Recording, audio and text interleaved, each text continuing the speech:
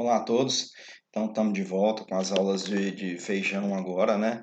E aí a gente vai estudar principalmente essa espécie, Phaseolus vulgaris, e as suas variantes, certo?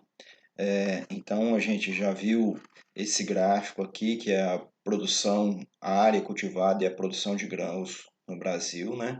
E a gente falou aqui da importância, o quanto a soja representa aqui. Então, a gente tem aqui 45,6 milhões de hectares, representado principalmente pela soja. Mas o feijão está distribuído entre aqui, ó, primeira, segunda e terceira safras, assim como o milho, primeira e segunda safras e tal. E aí, então, o feijão ele tem essa série histórica, essa evolução do cultivo de feijão no Brasil. E o que a gente pode observar? Então, aqui, evolução da primeira safra. O que a gente pode observar? A gente vai observar isso para as três safras. A gente tem uma tendência de diminuição da área cultivada, uma tendência de aumento de produtividade, certo? E uma estabilidade na produção. E aí é interessante, porque ao longo desses 30, 40 anos de avaliação aqui, a população brasileira ela aumentou e muito em termos de número de habitantes e, no entanto, a produção ela tem se mantido, a produção total ela tem se mantido estável ou uma leve tendência de alta de produção, de crescimento de produção. Então a gente observa essas mesmas questões aqui para a segunda safra, diminuição da área de cultivo, manutenção, então uma certa estabilidade no nível de produção total e um leve aumento de produtividade. Um leve aumento, nesse considerando aí o período avaliado, um grande aumento, porque se dobrar a produtividade aqui não é algo fácil não. Bom, mas então a gente tem o mesmo comportamento para as duas safras. Para a terceira safra, a gente tem essa mesma condição se a gente analisar a partir aqui dos anos 2000. Não sei explicar para vocês o motivo dessa variação que a gente tem nesse gráfico aqui em termos de produtividade, provavelmente porque a partir daqui começou a contabilizar, junto com a produção de feijão, não só o Phaseolus vulgaris, mas também o feijão calpi, o feijão Vigna. Daqui a pouco a gente vai ver o que é isso. Mas se a gente analisar aqui a partir dos anos 2000 aqui, a gente tem essa mesma condição de diminuição da área, estabilidade na produção e aumento da produtividade. Essa é uma característica, então, para as três safras. E aí, todos vocês já sabem a que se deve a isso. A gente tem principalmente a questão de manejo da planta, a gente tem a questão de melhoramento genético vegetal, irrigação, tratos culturais, tudo isso favorecendo então um aumento de produtividade do feijoeiro. A gente vai ver na frente que um dos principais problemas da cultura do feijão é a mosca branca que transmite a virose. E a virose, então, diminui muito a produtividade, principalmente naqueles sistemas tradicionais, onde não tem emprego, então não tem o uso de agrotóxicos. E aí, hoje a gente tem cultivar de feijão geneticamente modificada com resistência ao vírus do mosaico. Então a gente tem, então, olha aqui, o feijão total ali que a gente viu, a gente tem ele dividido em feijão cores, que inclui o grupo carioca, e todas as outras cores de feijão do gênero Phaseolus. Tem o feijão preto em separado e tem aqui o feijão calpi. Feijão calpi, então, é o gênero Vigna, daqui a pouco a gente vai ver melhor essa questão. É o feijão catador aqui da região, o feijão de corda, certo? Então, se a gente comparar, olhando essa tabela aqui, é um compilado da Conab, certo? A gente tem então aqui ó, uma área de 3 milhões de hectares aproximadamente cultivado com feijão nas três safras, uma produtividade média total de feijão de 1.100 quilos por hectare, uma produtividade baixa. A gente vai entender um pouquinho do porquê dessa produtividade baixa também. E uma produção total aqui em torno de 3 milhões e 200 mil toneladas. O que acontece? O feijão cores, então, é o principal, que inclui aí, então, o carioca e um tanto de outras variedades. Mas o que para a gente aqui no Noroeste mais pesa é o chamado feijão carioquinha, certo? Olha a diferença entre esse feijão cores, que para a gente aqui é 99% carioquinha, comparado com o feijão calpi. A gente tem o feijão calpi até com área maior do que o feijão cores. Só que quando a gente olha aqui em termos de produtividade, o calpi ele produz um terço da produtividade do feijão cores. Então esse sistema de cultivo do calpi ele é manual, ele é catado vagem por vagem, o feijão catador aqui, acho que a grande maioria de vocês conhecem, cata vagem por vagem para ser debulhado. Esse feijão, então, ele é de baixa produtividade. Ele tem que ser alvo de melhoramento genético, melhoramento de manejo, para aumentar essa produtividade desse feijão, certo? Porque aí o que acontece? Com metade da área, praticamente aqui, ó, um terço da área com feijão cores, responde por 2/3 da produção total de feijão no Brasil, certo? O calpi, com um terço da área aqui, responde aqui por 30% menos de 30% da área, 20% da área do volume produzido. E aí, quando a gente observa agora as safras, primeira, segunda e terceira safra, a gente observa isso aqui. Ó. A primeira safra, então, ela tem uma produtividade média, certo? E responde pelo maior volume de feijão, a segunda safra, na realidade, corresponde com o maior volume de feijão produzido no país. A primeira safra, então, tem um volume intermediário, e a terceira safra, que seria mais voltada para o irrigado, tem uma produtividade mais alta, obviamente pelo uso da irrigação, né? Muito feijão irrigado aqui na nossa região noroeste, parte de Goiás, é, é, e aí influencia no volume de uma produtividade maior, um manejo melhor da água, certo? E é o menor volume de produção. E aí, quando a gente observa nas três safras, o feijão calpi, ele mantém uma produtividade baixa nas três safras, devido então ao baixo uso de tecnologia de adubação, de manejo de pragas e doenças. Então, para resumir essa tabela, o volume total de produção, a área total de produção de feijão no Brasil, ela está dividida principalmente entre feijão cores e feijão calpi. Só que quem responde mesmo em termos de volume de produção é principalmente então o feijão cores, que está incluído aí, o principal representante desse feijão cores é o carioquinha. E aí a gente tem o feijão preto separado. Feijão cores e feijão preto são todos eles do gênero Phaseolus. O calpi é do gênero Vignia. E aí, então, apesar desse volume de produção no Brasil, eu trago aqui dado desatualizado, certo? Mas olha o que aconteceu em 2017. O Brasil importou 34,5 toneladas, mil toneladas de feijão preto em 2017. O Brasil importou 7.500 toneladas de feijão branco, que também é do gênero Phaseolus. Importou 7.500 toneladas de feijão comum, ou seja, o Brasil importou em 2017 50 mil toneladas de feijão. Mas a gente tem uma área gigantesca para ser produzido esse feijão. Por que a gente não tem uma autossuficiência na produção de feijão? Claro que essas comercializações, elas dependem todas elas dependem de acordos internacionais. Olha, o principal fornecedor de feijão para o Brasil, Argentina, novamente, feijão branco, Argentina, novamente, feijão preto, Argentina. Olha, até da China a gente tem importado feijão. A gente manda soja e traz feijão da China. Então, esses são os principais fornecedores.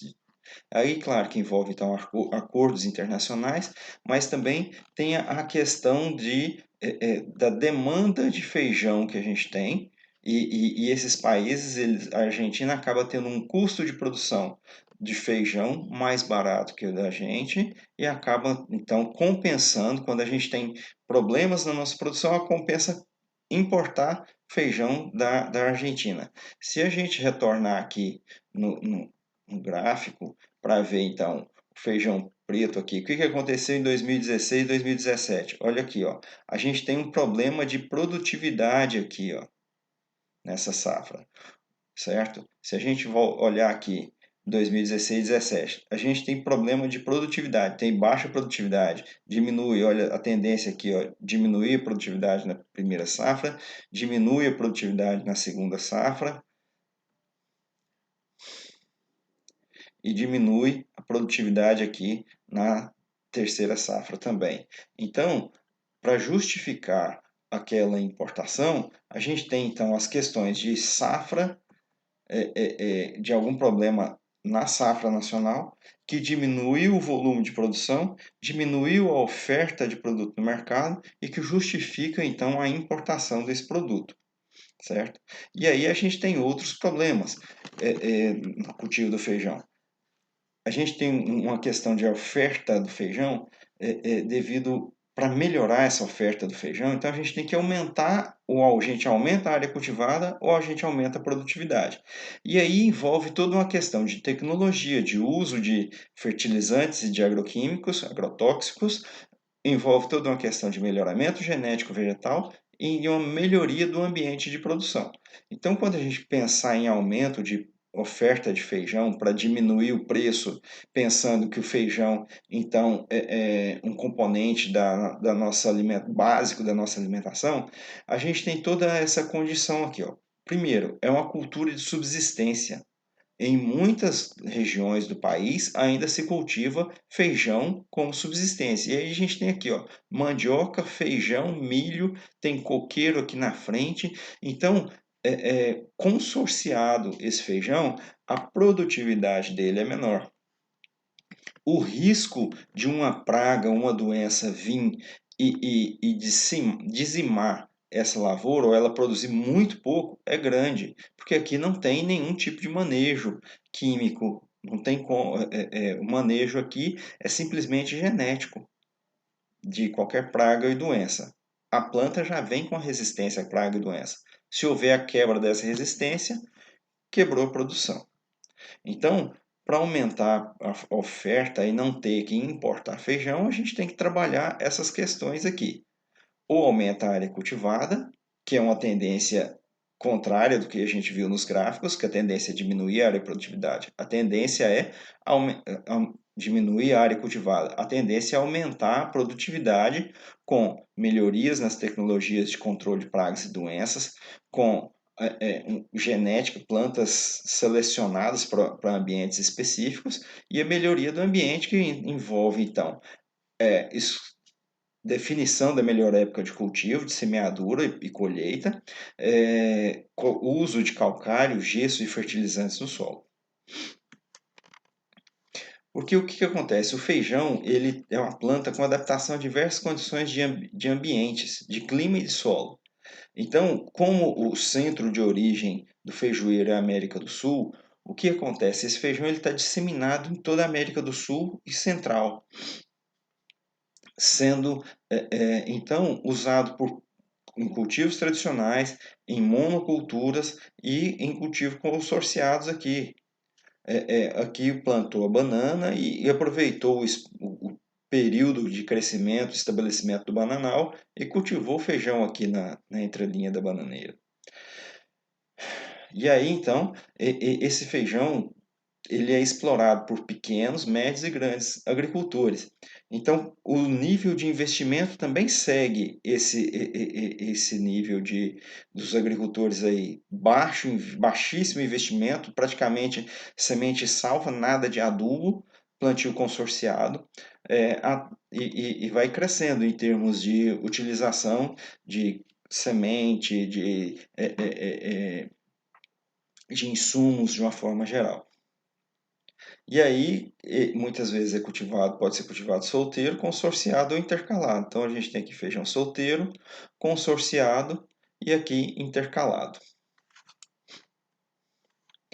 Bom, a gente tem então o feijão sendo cultivado em 3 safras anuais, que é o chamado feijão das águas, que é plantado no início do período chuvoso, o feijão da seca, que seria uma safrinha de feijão, Então, a partir de janeiro, fevereiro, planta-se esse feijão e ele vai ser plantado no período chuvoso e colhido nas secas. E tem o feijão de inverno, que é plantado, então, principalmente debaixo de sistema de irrigação, aqui no caso, o sistema pivô central.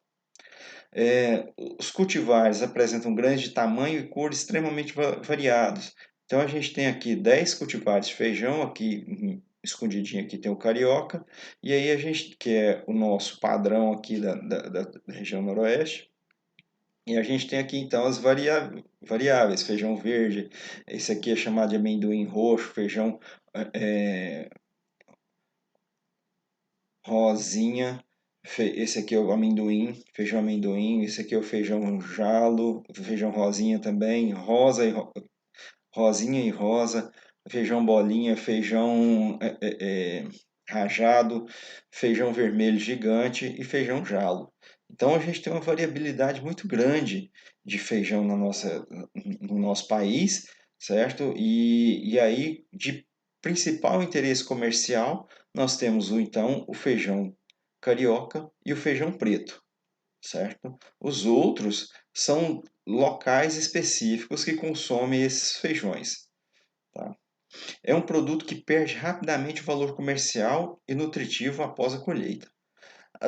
Nutritivo eu não sei dizer para vocês, mas comercial. Colher o feijão, ele tem uma coloração. O carioca, que é mais tradicional, que é o tradicional da nossa região, assim que ele é colhido, ele é branquinho.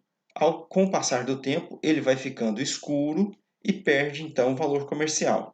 Porque quanto mais escuro, mais difícil ele é para cozinhar e, e muda a questão do paladar, da exigência do consumidor. Então, o que, que tem causado essas baixas produtividades? A primeira questão que a gente tem que analisar é a condição climática. Lá em 2015, 16, 17, um desses anos, houve um veranico mais intenso, uma condição climática mais intensa, que diminuiu a produtividade de feijão no Brasil. Consequência disso foi a importação de feijões, como a gente viu. E aí, além do clima, a gente tem a questão de ausência de calagem. Aquelas com plantios consorciados, principalmente consorciado, ele é feito sem ausência de ele é feito na ausência de calagem, com uma adubação que não leva em consideração a análise de solo e o teor de nutrientes nos solos para ser aplicado aquele nutriente que está limitando mais a produção. A semente, normalmente, a semente salva. O agricultor tradicional, ele separa parte dos grãos que ele colheu para plantar, para usar como semente na safra seguinte. Então, isso carrega um monte de praga, de doença principalmente, carrega então baixo vigor. Então, essa semente sendo conhecida, sendo semente verdadeiramente, ela tem uma característica de vigor e sanidade mais interessantes. O manejo inadequado de pragas, doenças invasoras. Manejo inexistente, muitas vezes, de pragas e doenças, certo?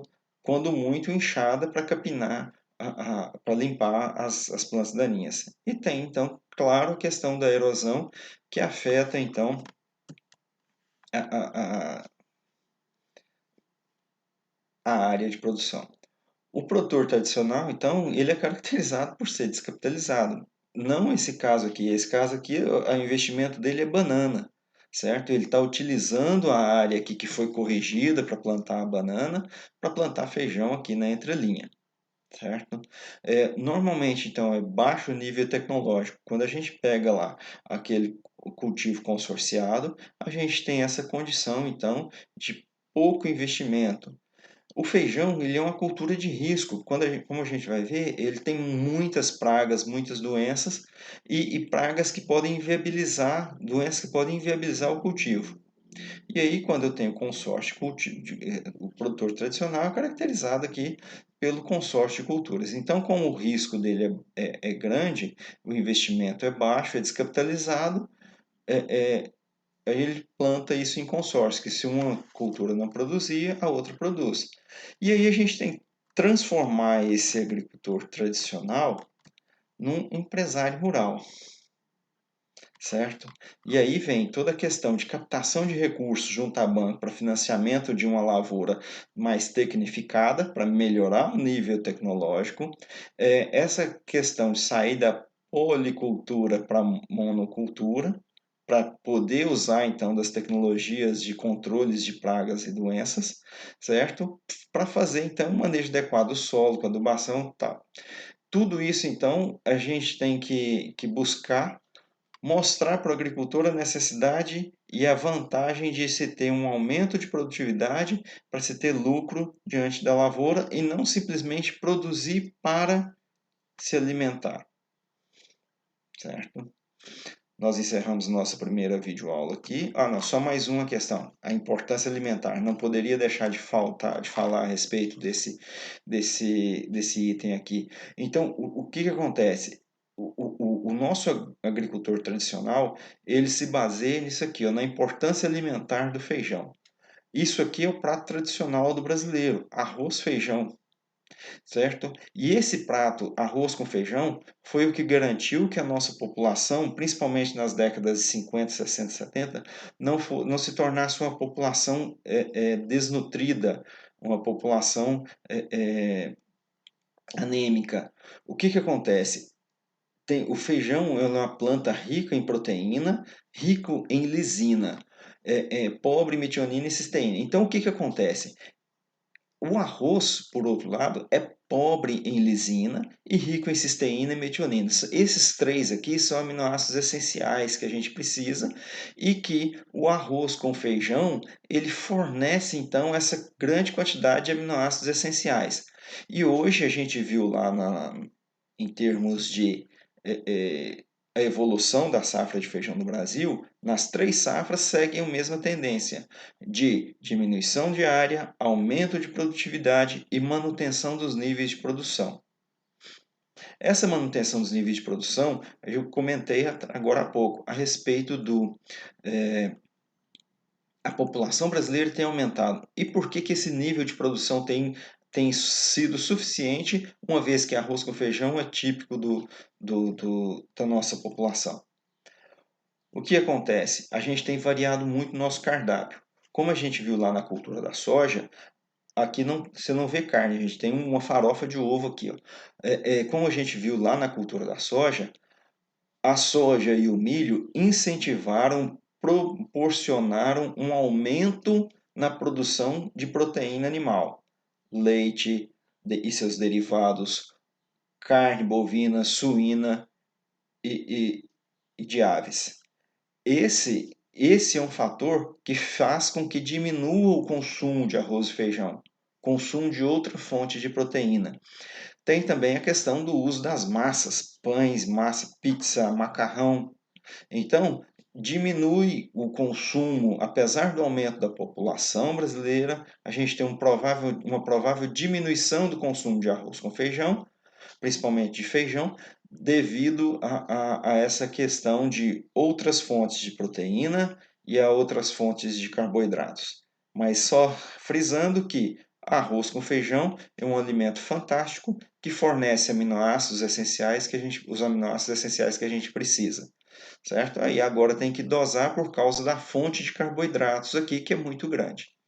Então agora sim a gente encerra a nossa videoaula, desejando a todos muita saúde e um prato de arroz e feijão caprichado para vocês. Até mais. Bom, voltamos de volta com a nossa segunda videoaula para falar então agora centros de origem do feijão. Então a gente viu da importância do feijão para a nossa economia, para a nossa alimentação, e aí então a gente fala agora a respeito dos centros de origem. Então o que acontece? O nosso feijão carioca, ele tem uma base genética de origem do México. O feijão jalo, que é esse aqui, ele tem uma base de origem, então, da Argentina, do norte da Argentina ao sul do Peru.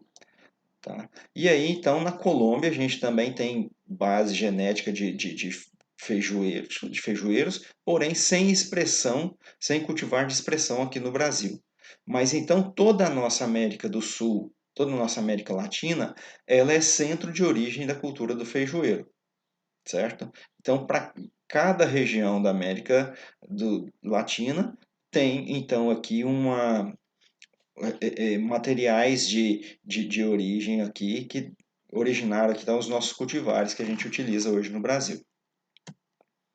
E aí a nossa classificação botânica, então, o gênero que a gente está falando, que a gente vai estudar, que é o objeto do nosso estudo, é o gênero Phaseolus e principalmente a espécie Phaseolus vulgaris. Tá? A gente vai ver que é o seguinte, então esse gênero Phaseolus, nós já mostramos aqui, nós vamos estudar principalmente feijão carioca e feijão preto, certo? E aí a gente falou que a gente tem essas outras cultivares ou variedades de feijão aqui, de diferentes cores, tamanho de grão, etc. Tá? E aí o feijão, o gênero Phaseolus, ele tem aqui de 55 a 100 espécies diferentes de feijão. Tá? E aí, então, o que a gente utiliza, o que a gente mais, não é que a gente utiliza, tem na cultura brasileira aí, na América, tem utilização para todas essas espécies. A questão é que a gente mais consome mais regularmente, então, o Phaseolus vulgaris, que é o nosso feijão comum. E aí está incluído, então, o feijão cores e o feijão preto. E aí a gente tem outro gênero, que é do gênero Vignia, e aí espécie aqui, ó, Vignia unguiculata, tá? Que vem aí então a ser o feijão calpi, feijão miúdo, feijão de corda, fradinho, feijão frade, feijão macassar. O que que acontece? Então, isso aqui está incluído aqui o feijão catador, certo?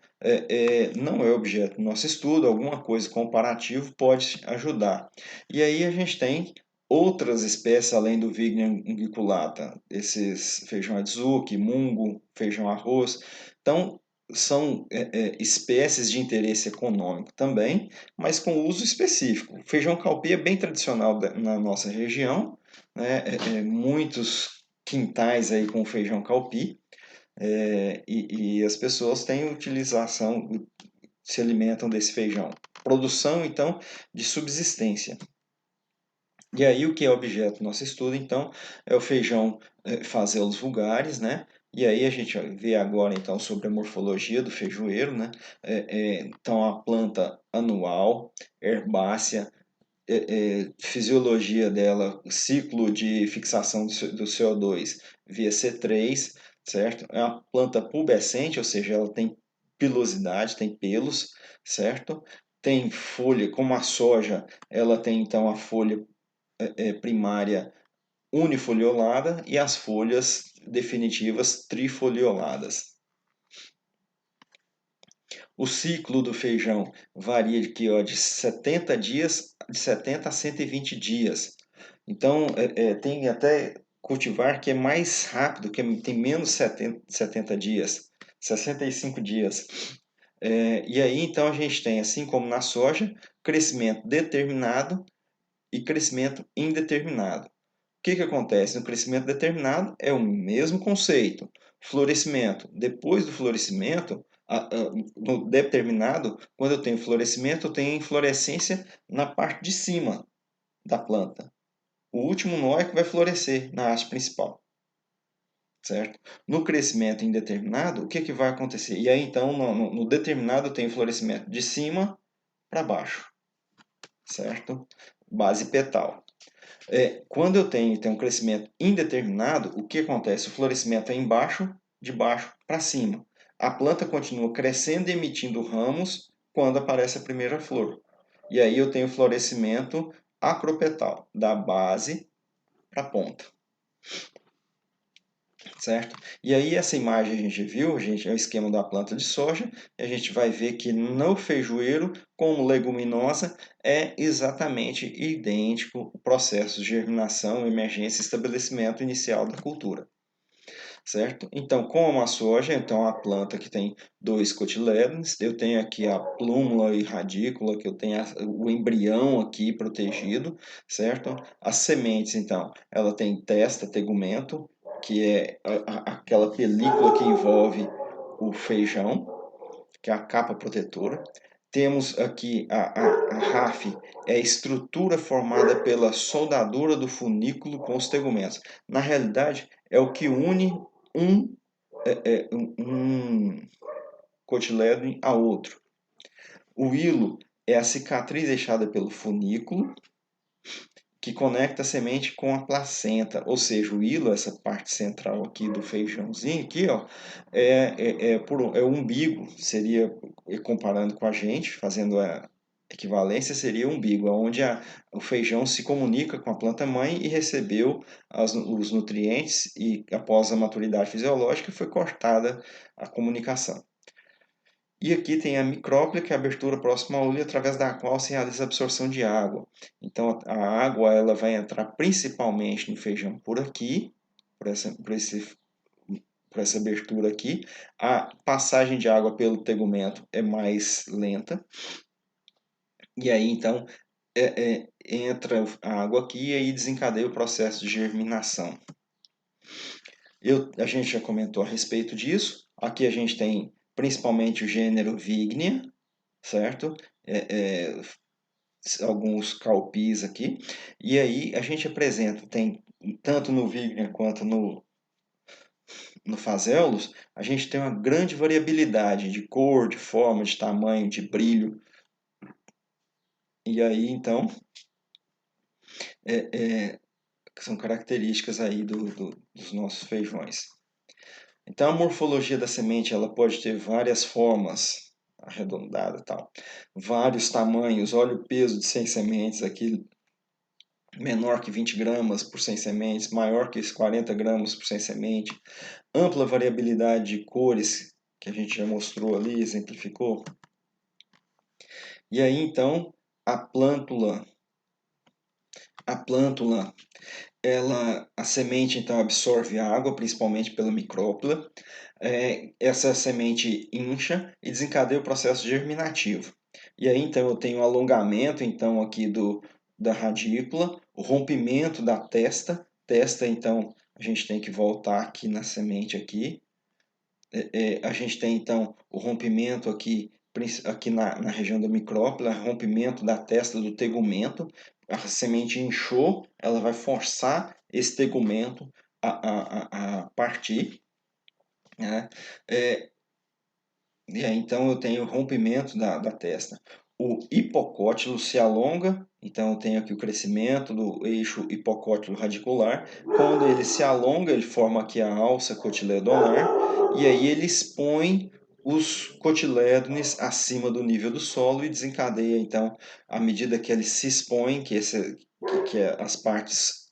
a parte aérea vai sendo exposta, a produção de pigmentos, clorofila, e aí ela começa a fazer fotossíntese e ela começa a se desenvolver com esse crescimento típico de fototropismo positivo.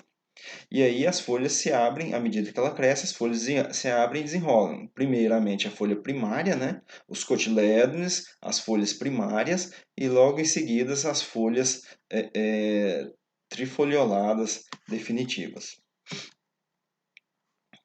O sistema radicular, então, do feijoeiro é pivotante, a raiz principal ramificada, raízes basais, laterais e adventícias.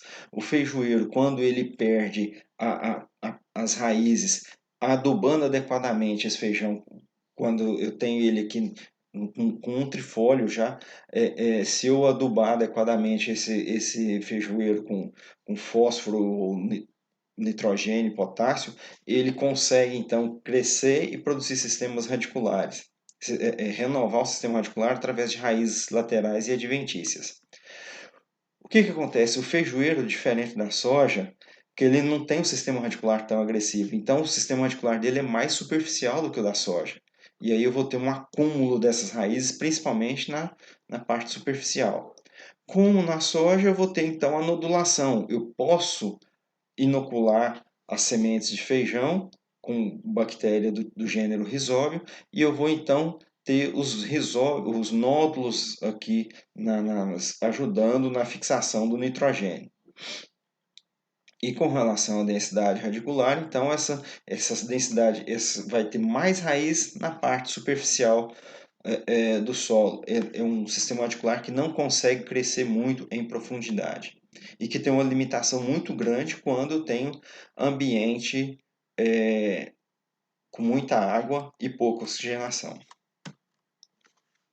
A distribuição do sistema radicular do feijoeiro, como ele é um sistema radicular menos agressivo do que o da soja, ele vai ser mais dependente então da estrutura, da porosidade, da aeração do solo. Então, solo compactado para o feijão vai ser mais prejudicial ainda do que para a soja. E aí, então, além de outros fatores que vão influenciar esse crescimento, estabelecimento das raízes, está relacionado então com a capacidade de retenção de umidade do solo. Vai ser mais sensível à temperatura do solo. Então, o solo de sistema plantio convencional colocou a semente ali muito quente, vai afetar a adubação e profundidade dessa adubação. Aquilo que a gente falou sobre potássio. Colocar muito potássio logo abaixo da semente vai afetar todo esse crescimento do sistema radicular aqui. Então eu tenho aqui no esquema uma planta desenvolvendo o sistema radicular perfeitamente, aonde boa parte das raízes laterais aqui ficam na superfície do solo e uma pivotante que cresce em profundidade aqui. Se coloco potássio, eu vou provocar queima, eu vou provocar lesão nesse sistema articular e limitar o crescimento dele. Bom, então o caule ele se origina a partir do meristema apical do embrião. Então lá no embrião eu tenho o primórdio do caule. E aí então eu vou ter dividido o feijão, assim como na soja, em uma haste principal e as hastes laterais, as ramificações. Certo? E aí o nó, o primeiro nó então vai ser o ponto de inserção dos cotilédonos, o segundo é o ponto de inserção da folha primária, o terceiro nó é a inserção da primeira folha trifoliolada. Então, bom, aí a gente tem o caule, né? A gente tem a condição dele de ele é utilizado então para identificação de cultivares, certo? As características que ele possui servem para identificar, porque olha a questão aqui, assim como na soja a gente tem as plantas de hábito de crescimento, de tipo de crescimento determinado e crescimento indeterminado. Então olha aqui, ó, tipo 1 e tipo 2, crescimento determinado. Tipo 3 e tipo 4, crescimento indeterminado.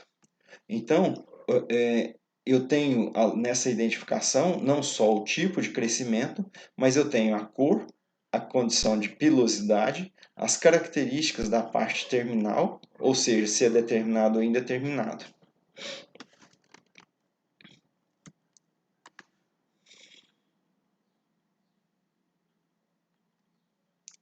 Bom, então o que acontece? Esse tipo 1, olha só, determinado arbustivo com ramificação ereta e fechada.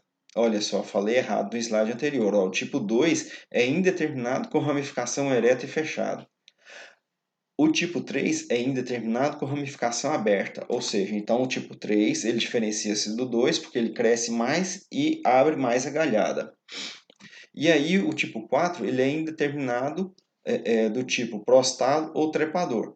Ou seja, esse aqui é o típico feijão tipo vagem, que é plantado para colher a vagem verde, tá? E ele tem, a gente vai ver daqui a pouco, a questão da uniformidade de produção de vagens.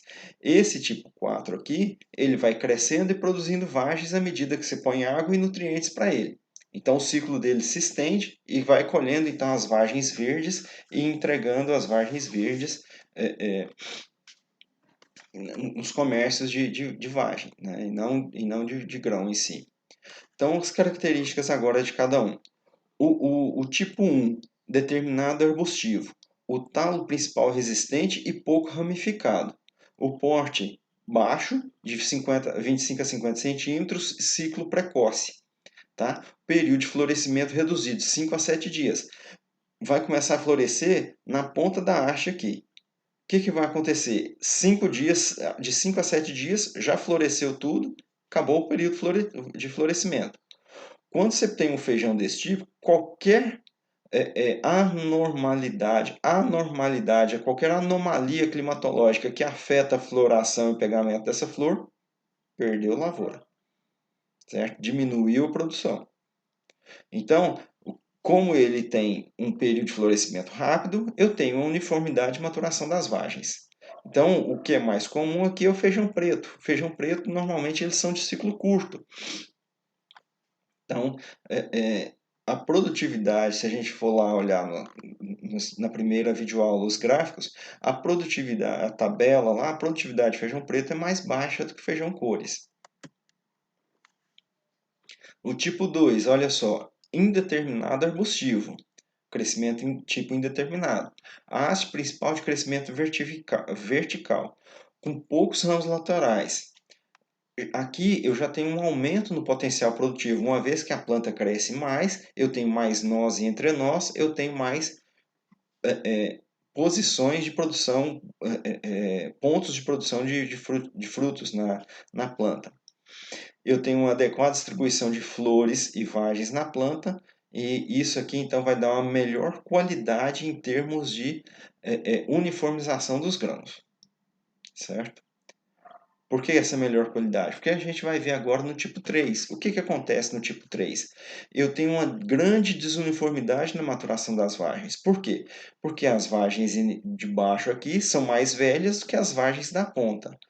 Então, o tipo 4, 3 aqui, então, é de tipo de crescimento indeterminado, com grande número de ramificações. A ramificação, então, ela tende a abrir. Quando ela abre muito, ela pesa, abre muito, cresce muito, ela pesa e prostra, certo? Então, as plantas prostradas e semi-prostradas. Essa questão de ser prostrada vai afetar na questão da colheita mecanizada. Então, um dos objetivos do melhoramento é fazer com que essas plantas elas tenham então um crescimento vertical, que elas abram, mas que elas não deitem os ramos para facilitar a colheita mecanizada.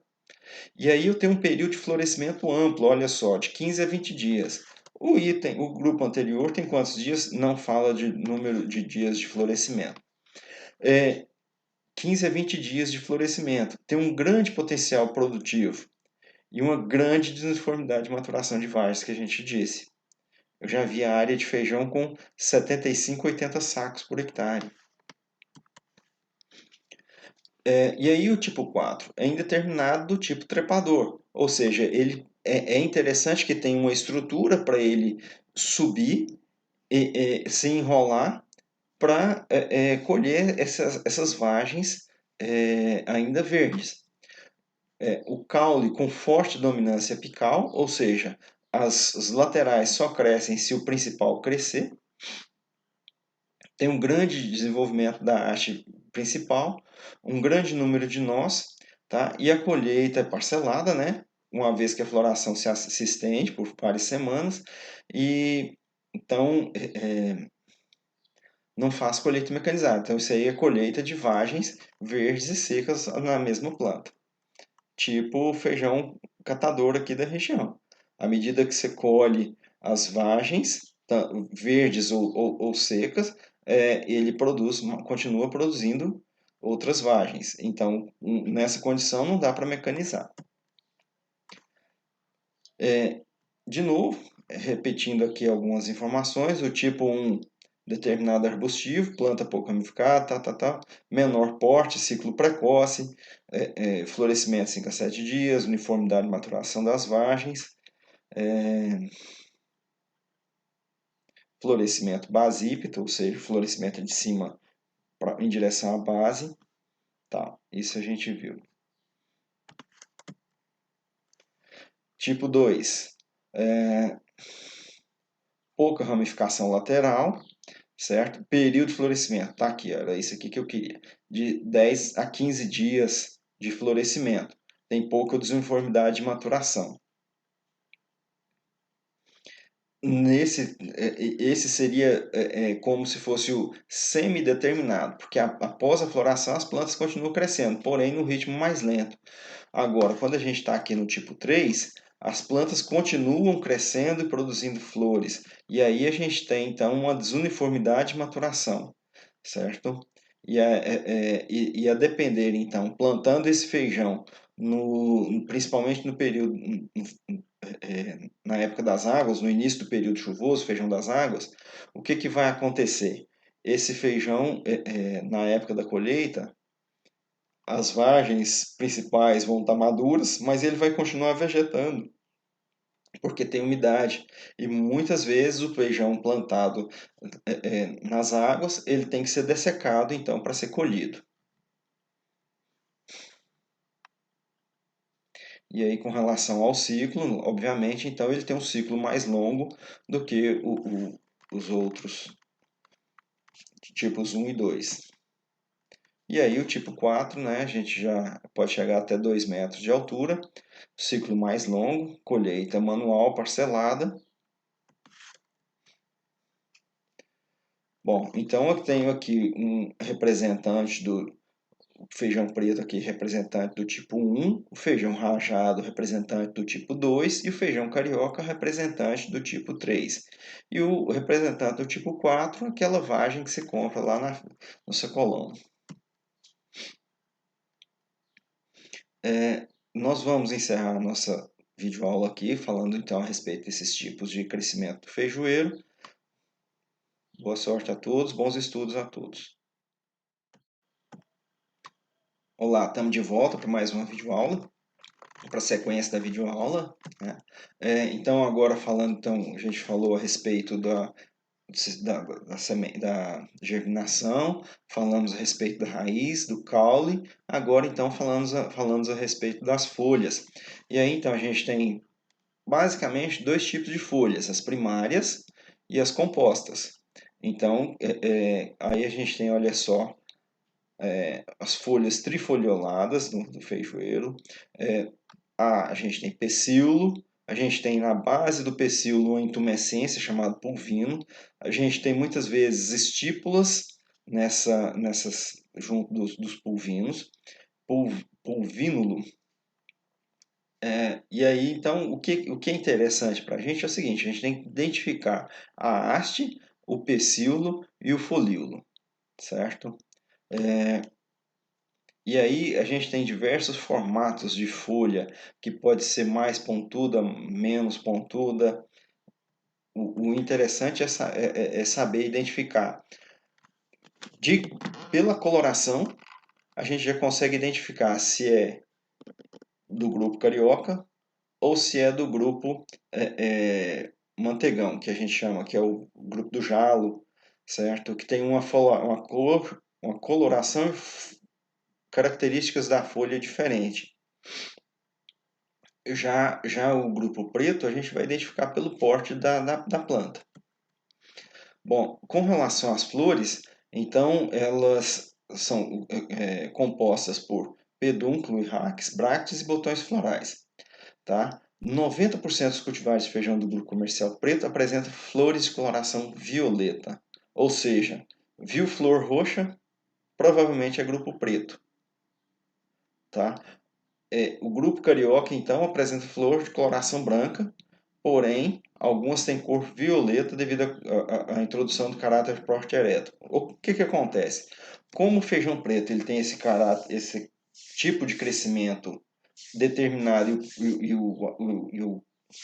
e a haste principal mais ereta, houve cruzamentos, então, melhoramento do grupo carioca, para ele ficar mais ereto, diminuir o desenvolvimento dele para colheita mecanizada. E aí, então, essa característica da coloração da flor veio, e aí a gente tem parte do grupo carioca com essa coloração. Mas as flores, então, podem ser brancas, branco-amareladas, róseas e roxas. E aí a coloração branca, do feijão carioca, quando ela muda de branca para tons de palha, significa que ela já foi polinizada, certo? Já houve a fecundação. E aí, então, eu tenho as gemas agrupadas em inflorescência tipo racimo, assim como a soja. Bom, as flores, a disposição delas, ou a característica anatômica delas, favorece a autofecundação, certo? A gente já falou aqui das cores. O florescimento, então, ele é basípito, tipo 1. Então, o tipo de crescimento 1, que é determinado, ele floresce de cima para baixo, e eu tenho o florescimento acrópito, tipo 2, 3 e 4, ou seja, de baixo dos nós mais velhos para cima. E aí, então, o que acontece? Olha só, a flor do feijoeiro, ela é característica, tem a característica anatômica para a ocorrência de autofecundação. A estrutura gineceu e androceu aqui, eles são envolvidos por uma pétala chamada de quilha. Essa pétala, ela só se abre após a fecundação aqui. Então, isso aqui, essa estrutura não permite ou tem uma baixa condição de polinização cruzada. Então, os órgãos reprodutores favorecem a autofecundação, a autogamia. Então, a taxa de cruzamento natural, polinização cruzada, varia de 2 a 5%. Agora, isso aqui que é interessante, ó, o abortamento de flores pode chegar a 75%.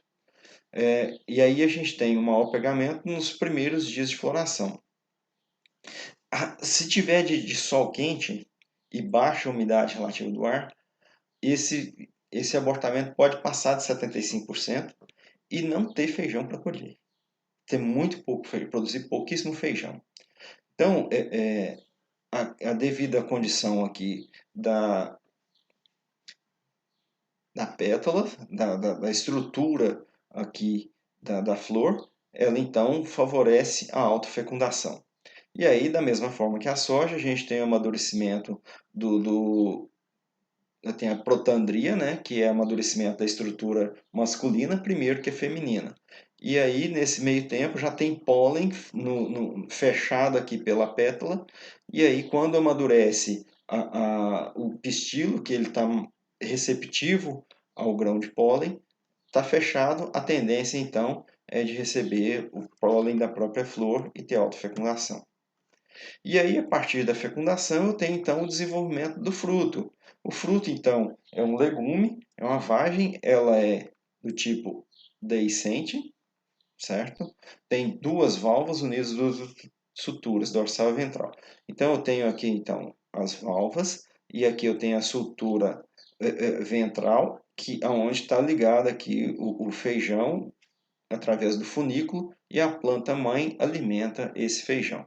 Isso aqui provavelmente é um feijão um feijão preto, certo? Ele tem essa coloração rosada aí, e depois ele evolui para preto.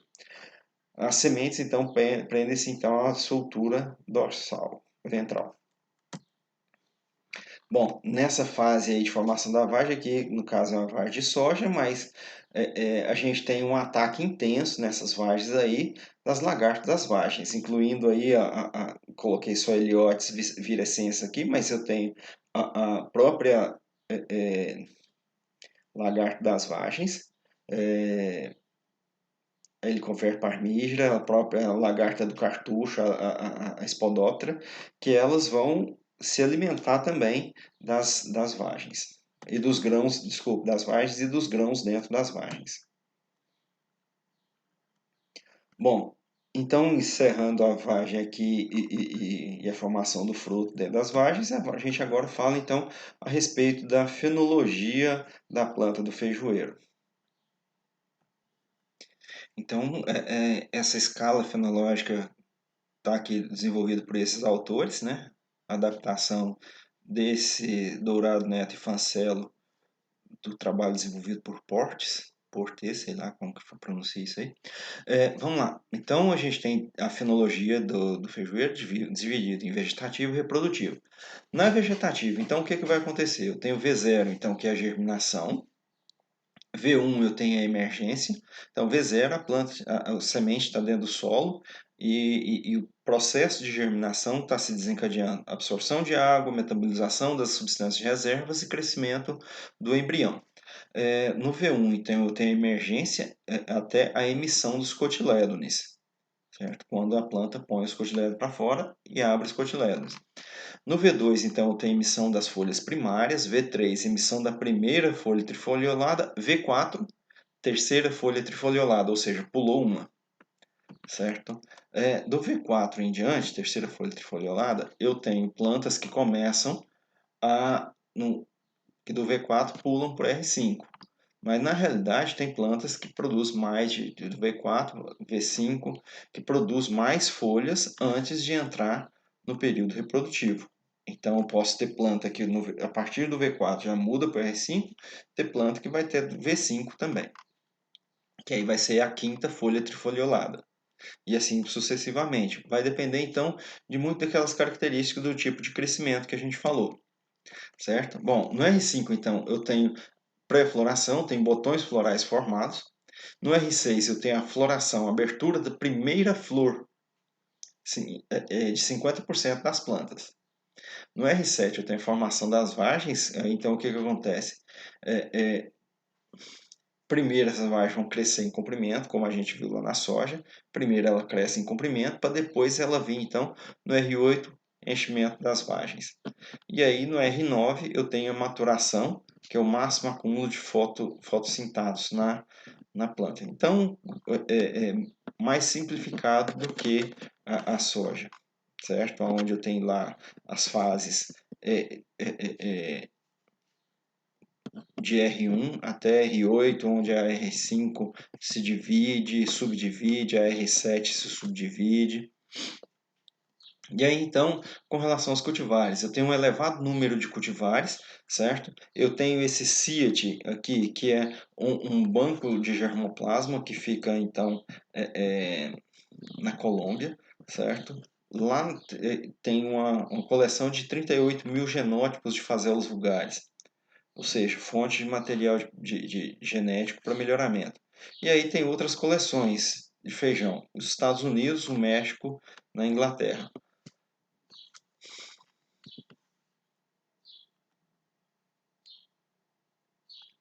É, e aí, então, a gente tem então, a manutenção de linhagens e cultivares. A gente tem os chamados bancos ativos de germoplasma.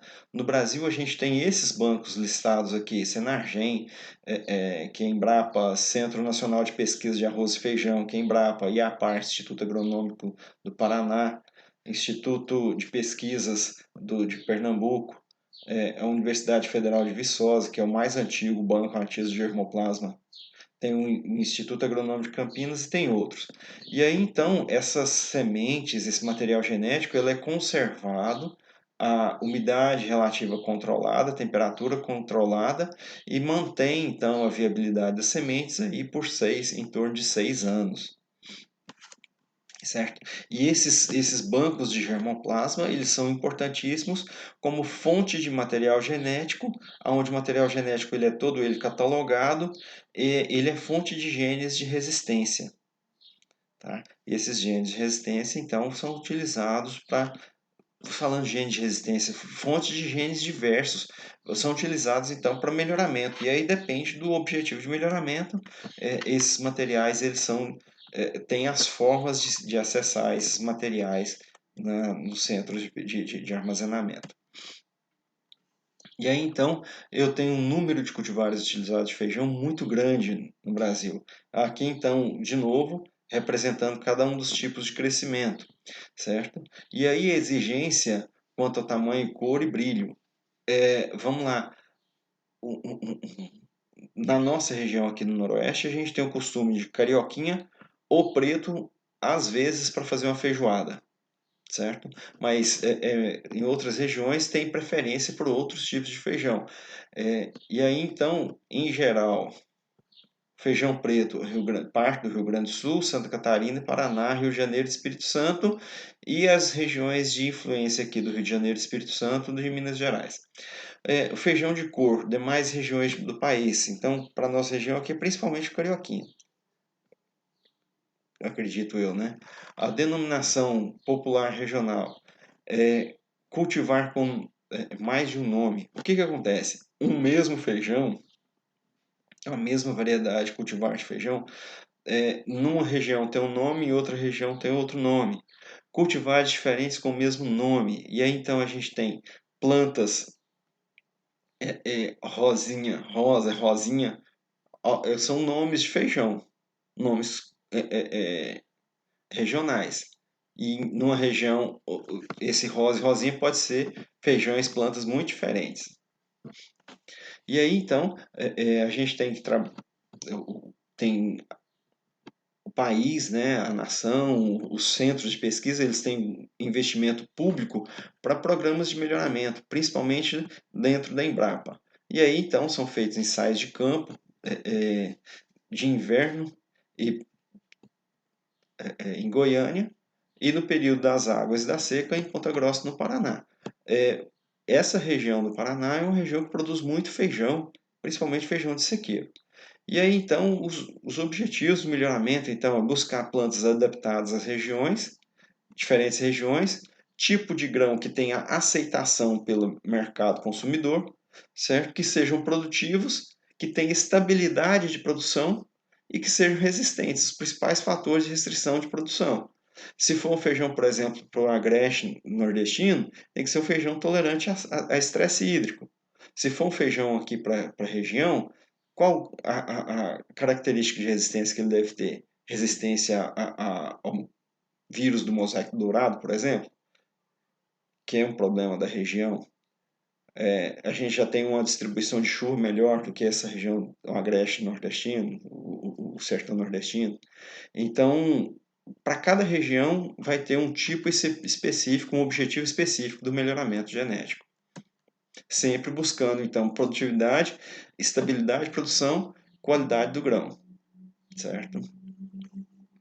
E hoje o programa de melhoramento ele é maior para o grupo carioca e preto, mas busca outros grupos, tipos de grãos também, mas carioca e preto é preferência nossa, né, para consumo. Para manter o tipo de grão carioca, existem 20 associados a outros que são... Então, que isso é... Não tem nada a falar disso, não. Plantas eretas possuem um número de vagens por planta em relação às prostatas, exigindo maior número de, de, de, de, de plantas por área. Então, o que acontece? No melhoramento genético, uma questão que tem que estar observando e aí a gente que vai para o campo e que trabalha com produção de feijão tem que estar observando o seguinte: planta de ciclo menor, planta de porte ereto, planta de ciclo mais curto, elas vão ter então colocar uma quantidade de plantas maior por hectare. Plantas de tipo prostrado, elas vão necessitar uma quantidade menor de plantas, porque ela vai cobrir a área mais rápido, vai competir mais. E aí, então, no programa de melhoramento genético, tem que olhar toda essa questão. No campo, a gente tem que estar observando isso também, o tipo de crescimento da planta. E aí, então, no CNPAF, Centro Nacional de Pesquisa de Arroz e Feijão, avalia cerca de 1.000 ensaios de valor de cultivo e uso, ou seja, a, a cada 20 mil linhares avaliadas, uma ou duas pode ser recomendado para o cultivo.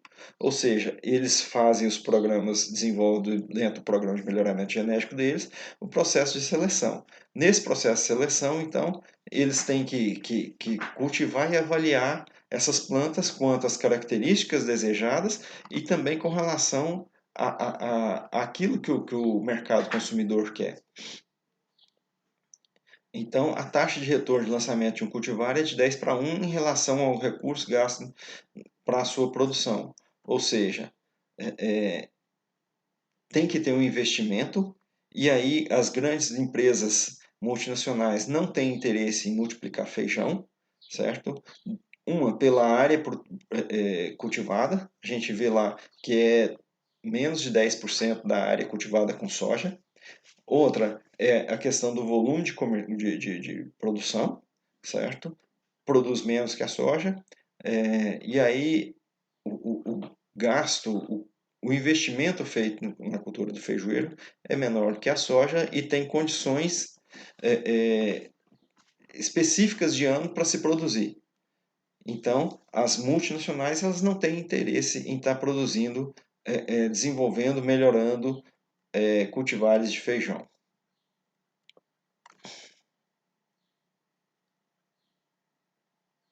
ficando então a cargo das empresas públicas. A obtenção de novos cultivares que substituem com vantagens já existentes é um desafio crescente para os melhoristas.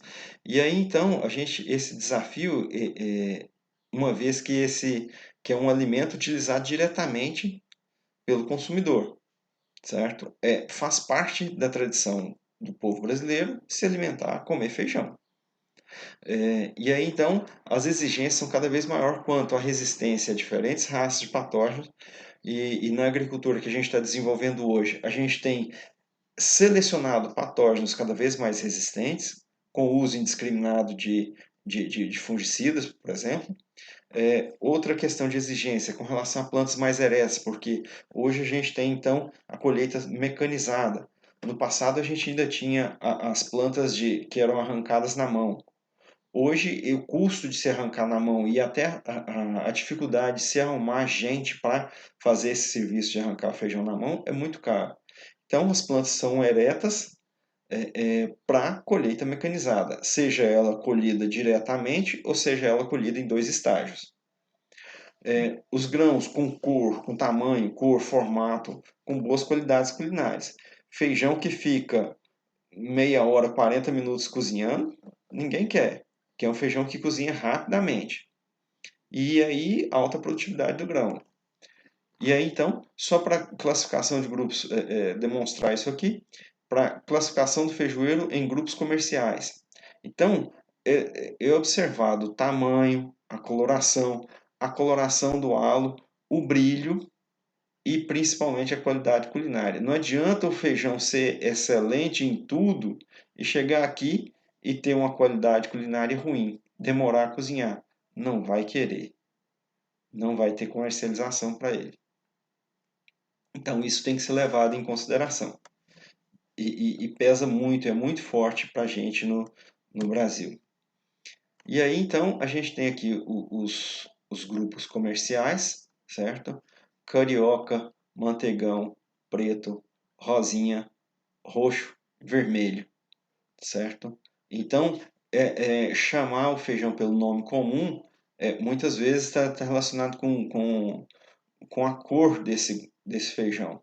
E aí, falar rosinha aqui, ó, esse rosinha aqui, rosa só em torno do halo aqui, ó, do hilo aqui, certo? No mais, ele é mais bege. Bom, e aí então, nesse processo de melhoramento genético, aí tem aqui um ensaio comparando vários cultivares, certo? E então, a produtividade então de qualquer cultura, ela se dá então em função dos componentes de produção. Então, eu tenho número de plantas por hectare, eu tenho aqui, ó, vagens por planta. Olha só, plantas que produzem poucas vagens por planta, mas que chega lá na frente tem uma produtividade satisfatória. Olha esse esplendor aqui, ó. Tem o menor número de vagens por planta, não tem uma massa de 100 grãos considerável, porém a quantidade de grãos que ele produz é tamanha que é um primeiro em produtividade. E aí a gente observa aqui, ó, cultivares que não são grandes produtores de vagem, mas que têm aqui uma massa de 100 grãos elevada e tem uma produtividade muito boa, certo? Então, componentes de produtividade, ó, número de plantas por hectare, vagens por planta, grãos por vagem, massa de 100 grãos, eu tenho produtividade. Se eu pegar, então, o número de plantas por hectare, multiplicar pelo número de vagens, multiplicar pelo número de grãos por vagem, multiplicar pela massa de 100 grãos, eu tenho lá na frente a produtividade desse cultivar. E aí um outro exemplo mostrando aqui, ó, ensaio de produtividade, né, observando os componentes de produção, e aí a cultivar aqui, ó, chegou a produzir 4.100 quilos por hectare. Isso é fantástico, uma produção dessa de feijão, certo? Aí do programa de melhoramento genético, uma das questões que se deve observar é a questão de resistência à doença. Uma das principais doenças do feijoeiro é essa antracnose, que é o coletótrico, né? Esse coletótrico, então, olha aqui o que acontece, uma cultivar carioca precoce que é suscetível derreteu com a antracnose. A outra cultivar do lado, que tem resistência, está aí firme e forte. E aí, então, a Embrapa, no site da Embrapa, eu tirei isso daqui, tem uma série de variedades. Se a gente falou ali de um monte de instituição de pesquisa, Embrapa, IAC, Universidade Federal de Viçosa, IAPAR, cada uma tem o seu programa de melhoramento genético e tem, então, as suas cultivares. A quantidade de cultivar de feijão, apesar de ser só empresa pública, ela é muito grande. E aí ela é muito regionalizada também. E aí, então, se vocês entrarem no site da Embrapa lá, ou no site dessas instituições de pesquisa e buscarem por variedades de feijão, vocês vão encontrar lá as características. E aí, então, vai descrever quem é o fabricante ou o desenvolvedor daquela tecnologia, o grupo comercial que pertence, o porte, o potencial produtivo, a qualidade culinária, o tipo de crescimento, né, as resistências, a suscetibilidade, né? Então eu tenho aqui alguns cultivares, nada disso é importante de se decorar, mas de observar que cada cultivar tem as suas características próprias, certo? E aí então, olha aí, ó, carioca, tipo de crescimento indeterminado, tá? Resistência à antracnose e à mancha angular. Aqui, ó, a presença e resistência ao vírus do mosaico comum. Isso é uma característica importante, porque eu vou gastar menos com controle de mosca branca, certo? Olha aqui um grupo rajado aqui, ó, certo? Esse aqui é conhecido por ter aqui, ó, utilizado para preparos, pratos especiais na culinária. Ou seja, ele tem um nicho de mercado específico. Não é um feijão para sair plantando e querer comercializar. Não vai ser fácil. Tem um mercado consumidor específico. Tá? É um cultivar produtivo, olha só, 3.600 quilos. E aí, esse aqui, ele é interessante porque ele é o primeiro a cultivar geneticamente modificada de feijão comum, certo? Tem um potencial produtivo alto, acima de 4.000 quilos, certo? E aí ele tem uma resistência ao mosaico dourado e ao mosaico comum, certo? Essa é uma característica importante, porque é uma das principais doenças, principalmente para se plantar o feijão no feijão das águas agora. Agora, na nossa região, plantar feijão é ter problema com mosca branca devido à temperatura alta, devido à mosca branca, tá? Que transmite viroses. E aí, então, o feijão preto, né? É esse aqui com tolerância a fusário oxisporo. Isso aqui é importante porque a área onde tem a área de pivô central, onde planta soja no verão, normalmente tem muito desse fusário. E aí esse resistente permite então o cultivo dele nessas áreas, tá? E aqui o normal então para o feijão preto é em torno de 75 a 80 dias. Esse aqui já tem um ciclo maior, ciclo de 80 a 90 dias da emergência maturação. E essa a pérola, esse cultivar ele é um dos mais antigos e ele foi lançado, ele está aqui porque ele já foi um cultivar padrão de resistência à antracnose. Hoje, então, a antracnose tem várias raças e foi quebrada essa resistência, mas ele foi, então, um cultivar amplamente cultivado no Cerrado, certo? Principalmente sob o pivô central. Tá? Pessoal, a gente encerra aqui, espero que vocês tenham gostado de mais essa aula. A gente até a próxima. Forte abraço.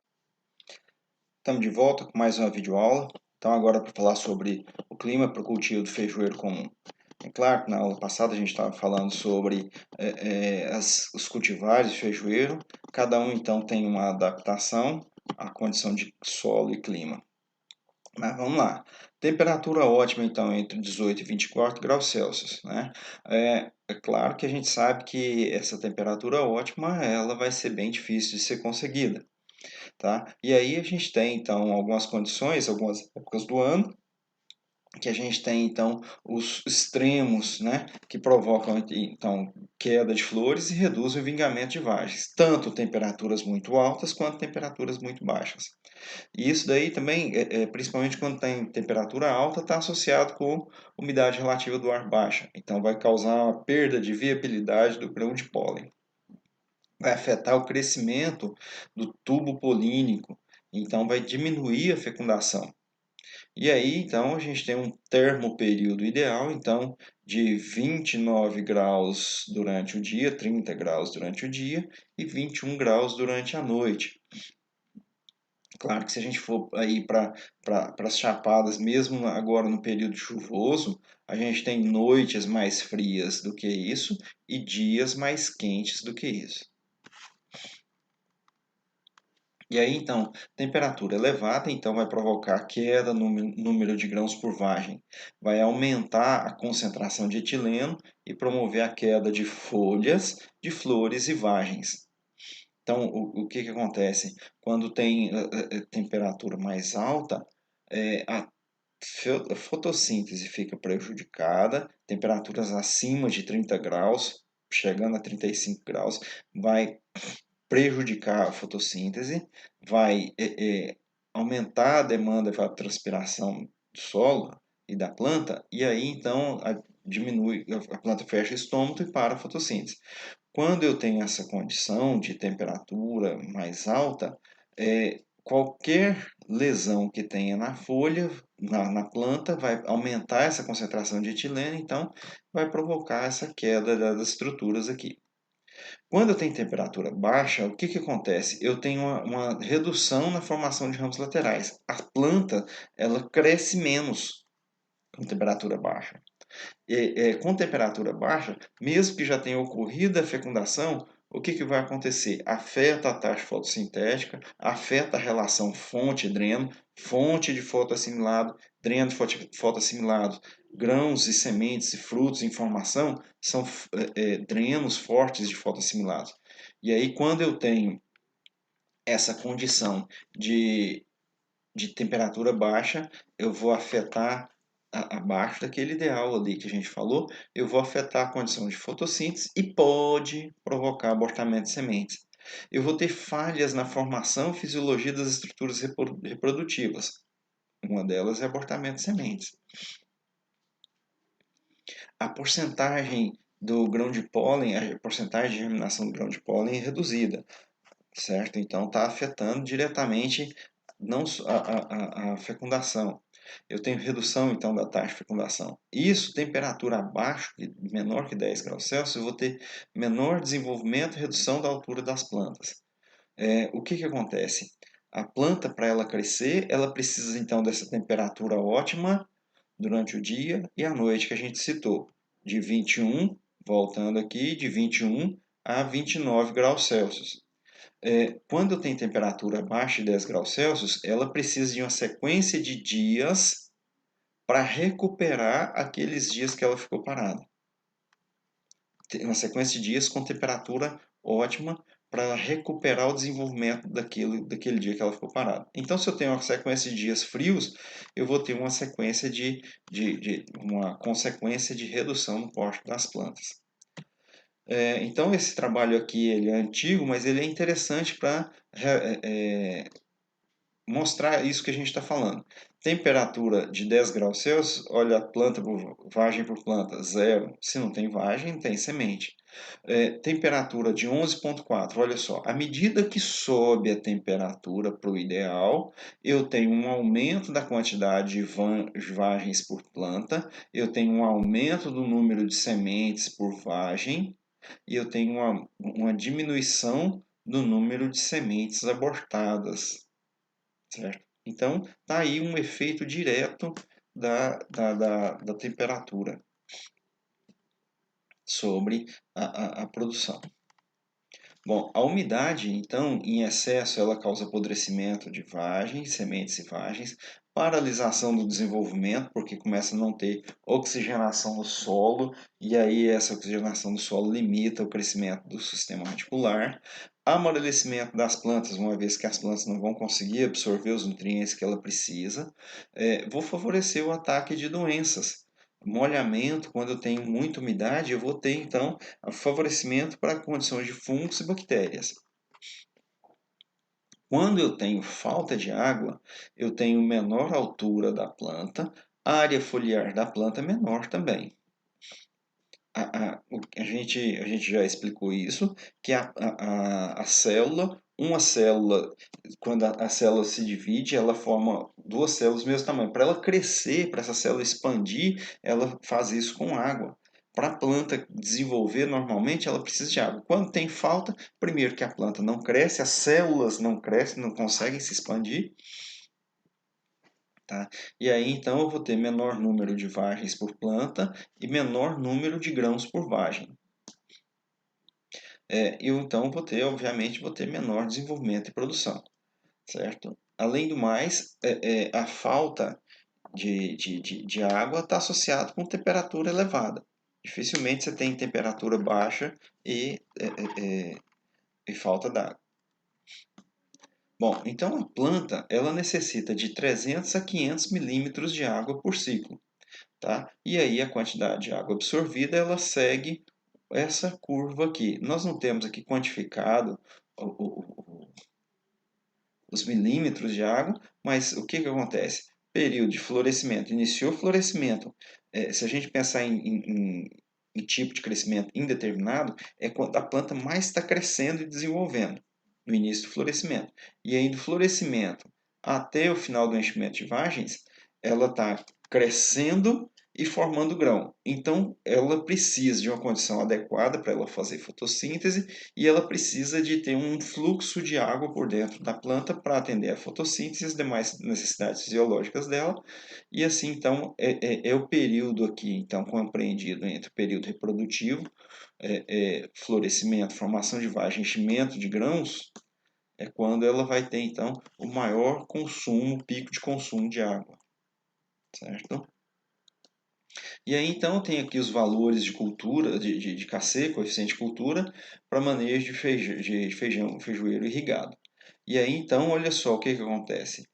Quando eu tenho aqui 3 latossolos, tá ok? E aí, quando eu tenho aqui, ó, fase de final do vegetativo, início do reprodutivo, olha aqui. Quando o KC, quanto maior o KC, maior o consumo de água pela planta. Isso está explicando novamente aquele gráfico anterior, certo? Mostrando aqui, ó, pelo coeficiente de cultura, o quanto de água eu tenho que colocar em função desse coeficiente de cultura. Então, o que vai acontecer? Ventos vão, além de provocar um maior secamento da parte aérea, demandando mais água, eles provocam danos mecânicos. Danos mecânicos, a gente falou agora há pouco do etileno. Então, o etileno, danos mecânicos na parte aérea, vai haver produção de etileno, e o etileno, como todo mundo sabe, é um hormônio de maturação, maturidade da planta. Então, o que vai acontecer? Essa produção de etileno leva à abscisão de flores e vagens novas, além então daquelas folhas que estão com danos, que pode vir a sofrer danos. Pode vir a cair com os danos sofridos. E aí então aqui, ó, número de dias entre emergência e florescimento de 4 cultivares em Santa Catarina em função da temperatura média do dia, do período de cultivo. Então, a temperatura ela vai afetar também, olha aqui, o ciclo da planta entre emergência e florescimento. Quanto mais frio, certo? Opa, quanto mais quente, mais rápido ela completa o ciclo. Quanto mais frio, ela vai demorar mais a completar o ciclo. Aqui considerando de emergência ao florescimento. Então, a gente tem que entender que a temperatura adequada para o feijoeiro está entre 21 graus e 30 graus. Essa seria a temperatura adequada, 21 noturno, 30 diurno. Dificilmente a gente vai conseguir essa condição, mas quando eu tenho aí temperaturas noturnas 17, 18 graus e temperaturas diurnas 30 a 32 graus, a planta ela se desenvolve muito bem e produz muito bem. O que a gente tem é temperaturas baixas. Agora, aqui a gente está tratando de temperatura média do período. Temperatura média do período 16 graus. A temperatura média de Arinos gira em torno de 24 graus, 25 graus. Então, aqui permite que a planta cresça e muito bem. Não afeta esse crescimento da planta. Ela, pelo contrário, ela acelera. Com relação à água, a gente tem que estar atento com relação ao fornecimento adequado de água.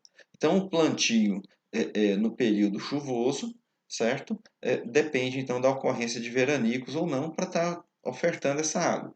Período irrigado, a gente tem a condição então de monitorar, e aí a gente viu ali dados de KC. KC, coeficiente de cultura, ele está relacionado com o quanto de água em relação à evapotranspiração potencial que a gente tem que colocar. Então, a gente tem relação entre evapotranspiração de referência e evapotranspiração potencial. A gente tem que colocar um tanto além da evapotranspiração de referência para estar suprindo as necessidades da planta.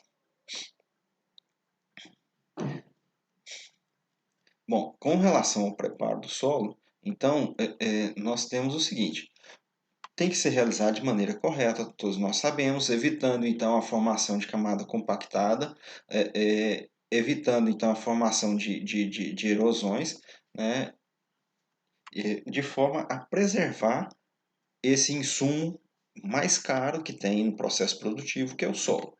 Tá? Então, a gente tem que preparar o solo pensando em preparar o leito, deixar o leito de semeadura o mais adequado possível. Então, para isso, a gente tem que preservar palhada na superfície do solo, a gente tem que preservar terraços para impedir, então, a formação de erosão. Tá? Então, quando que eu vou preparar o solo, eu tenho que considerar alguns aspectos. Eu tenho que preparar o solo em caso de restituição de nutrientes, de conservação do solo, de melhoria da capacidade de aeração e filtração. Então, isso aqui em outras palavras que a gente já falou. Aspecto para considerar na hora de preparar o solo. Tem que fazer calagem? Tem que aumentar o nível de nutriente no solo? Tem que construir terraço? Tem que melhorar a condição de compactação? Quando eu tenho solo compactado, eu tenho diminuição de macroporo, então eu tenho diminuição da aeração, da troca de gases dentro do solo e tem diminuição também da infiltração de água no solo, certo? Preparar o solo para controlar a planta daninha é só aplicar herbicida. Aí agora eu tenho que tomar então cuidado com o manejo de plantas daninhas resistentes aos herbicidas. Tá?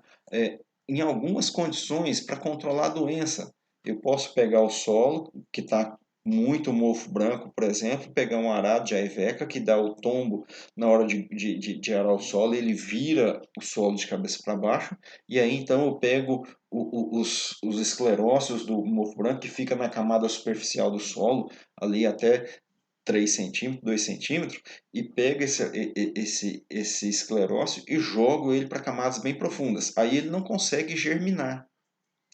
Agora, além desse manejo de preparo do solo, eu tenho que, no manejo do mofo branco, eu tenho que pensar também em como manejar para não ter uma reinfestação. Porque você imagina, você revirou o solo para controlar o mofo branco. Daí você não maneja adequadamente a doença, e volta então a ter um monte de esclerose na superfície do solo. Como que você vai fazer? Se revirar, pode ter dele viável ainda em profundidade.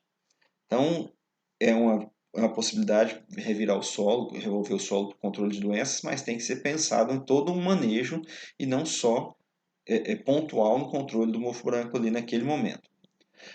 Possibilidade então de formação de camadas compactadas, eu tenho que levar esse pé de grade, pé de arado, eu tenho que levar isso em consideração na hora de preparar o solo, então tem que adotar um manejo adequado para isso. Então a gente falou anteriormente na cultura da soja de preparar o solo. Tem que jogar calcário? Então eu jogo calcário, posso parcelar ou posso jogar todo o calcário de uma vez, a depender da dose de calcário a ser jogado, e vem com a aração, gradagem profunda, pesada na primeira passada, depois eu venho com as niveladoras. E por último, eu venho então com o subsolador para promover a descompactação. Então, os principais pontos de escolha do método de preparo, eu tenho que olhar o grau de compactação, eu tenho que olhar o volume de restos culturais, eu tenho que olhar a infestação de invasoras, fertilidade do solo, perfil explorado pelas raízes. Quando eu faço o preparo do solo, eu tenho que pensar que eu tenho que colocar nutriente mais embaixo também no perfil do solo. E aí eu vou pensar não só em como preparar, mas também em que implemento utilizar, tá? E quais os nutrientes eu tenho que repor ao solo. E aí, então, o objetivo de preparar o solo é oferecer condições adequadas de semeadura, mas não só de semeadura. Quando eu falo de semeadura, então eu tenho aqui esse rolo compactador, que ele vai fazer uma compressão no solo e vai deixar esse solo preparado para a colheita. A colheita do feijão, então, ela tem evoluído para mecanização, mas como a gente viu lá no tipo de caule, a gente tem lá o tipo 3 que tem hábito, tem crescimento indeterminado e prostrado. Ele cresce, engalha e deita. E aí, então, eu vou ter um problema na hora de colheita mecanizada. E aí eu tenho que trabalhar com a plataforma de corte, passando rente à superfície do solo, cortando as plantas ou a Ceiflex, no caso a ceifadeira. E aí, então, eu preciso ter o solo muito bem nivelado e até levemente compactado na superfície aqui com esse rolo compactador, de forma a não ter diferença de nível aqui. Eu tenho que conseguir uma boa germinação, estabelecer o estabelecimento e desenvolvimento da cultura e facilitar a colheita, então, que a gente falou aqui. E aí, os tipos de preparo do solo a gente já conhece, convencional, reduzido, plantio direto, né? Plantio convencional, aqui o plantio preparo reduzido, aqui o plantio direto. E aí isso aqui é chovendo molhado, vocês já estão cansados de saber disso, questão de arado ou grade, questão de profundidade, inversão do solo com aiveca ou com arado, eliminar a camada superficial compacta, favorecer a aeração do solo, melhorar a infiltração, melhorar o desenvolvimento de raízes, e aí a questão da profundidade de trabalho, certo? O preparo convencional está associado à renovação, então, dos terraços, da contenção da erosão. Eu tenho que pensar na umidade adequada, eu tenho que alterar o uso de implementos, a profundidade de trabalho, para evitar problemas de degradação do solo. Eu tenho que pensar também na opção de preparo reduzido, tá? Que aí tem as suas vantagens, né? Com redução do número de operações, economiza tempo, trabalho, combustível, diminui a erosão, e é mais sustentável do que o preparo convencional com arados grade. E aí, então, utilização do arado escarificador, tem que pensar na umidade do solo, certo? Então, o solo tem que estar com umidade no ponto de friabilidade, quando você quebra os torrões entre dois dedos, né? E não forma torrões grandes. Tá? E aí, então, se eu tiver presença de toco, raízes grossas no solo, vai dificultar essa ação do preparo. E aí, então, tem a questão do sistema de plantio direto, que é a semeadura do solo, a semeadura diretamente do solo revolvido, solo descompactado, possui camadas de restos vegetais, fertilidade homogênea, pode ter até maior inclinação do terreno, desde que eu tenha palhada na superfície. Então, essas questões a gente já comentou bastante. E aí, no sistema de plantio direto, se eu puder, então, ter essa sucessão onde eu tenho a soja, o milho safrinha associado com braquiária, eu vou ter lá, no caso do pivô central, plantar, dessecar essa braquiária e plantar, eu vou ter uma cobertura fantástica aí, que vai favorecer o desenvolvimento do feijão. Voltando agora, outra forma de controlar o mofo branco, que é uma das principais doenças do feijoeiro, irrigado principalmente, a gente tem então aqui uma outra forma. A gente falou do Aiveca virando o solo, aqui agora a gente fala dessa palhada constituindo barreira física para a germinação dos apotécios, que é a germinação do esclerose que forma o cogumelozinho que é o apotécio. Então, o sistema de plantio direto, o solo, a gente já conversou a respeito disso aqui, é preparado somente onde estão depositadas as sementes. Eu tenho uma proteção do ambiente, sustentabilidade, tem semeadora própria, redução do uso de máquina, redução do custo de produção, redução de perda de solo, melhoria da estrutura do solo. Tudo isso não é novidade. Talvez isso aqui, a gente tem aqui, ó, sistema de plantio direto, onde a variação de temperatura do solo entre o dia e a noite é muito menor no sistema de plantio direto do que no sistema de plantio convencional, certo? Por quê? Por causa do efeito do efeito térmico da palhada na superfície, que diminui a temperatura, certo? Então, no sistema de plantio direto, eu vou ter o preparo só do leito de semeadura, da linha de semeadura. Então, vem com o sistema de enterrar a semente, que vai abrir o sulco, depositar adubo, depositar a semente, e aí, então, eu tenho essa faixa bem estreita aqui, aonde a cobertura do solo vai ficar falha. Mas na entrelinha, então, eu tenho essa condição de cobertura de palhada na entrelinha, certo? Bom, então eu tenho aqui dois sistemas de enterrio da semente, né? Então, o sistema de disco desencontrado, disco duplo desencontrado, e o sistema de haste escarificadora ou botinha. E aí, então, só para mostrar que dois trabalhos aqui diferentes, mostrando que onde eu tenho haste escarificadora, eu tenho uma tendência de produzir mais feijão, mais grãos. Novamente aqui, um outro trabalho, outra condição. No primeiro não teve diferença significativa. Nesse aqui, os 2 anos deu diferença significativa para a haste escarificadora produzindo mais. Nesse segundo ano aqui, eu tenho a haste escarificadora produzindo mais. Aqui não teve diferença significativa, aqui produziu mais. Então, o preparo do solo não tem novidade daquilo que a gente falou para a soja. É muito semelhante. Tá ok? Então, espero que vocês tenham curtido a videoaula. A gente encerra essa por aqui e daqui a pouco tem mais.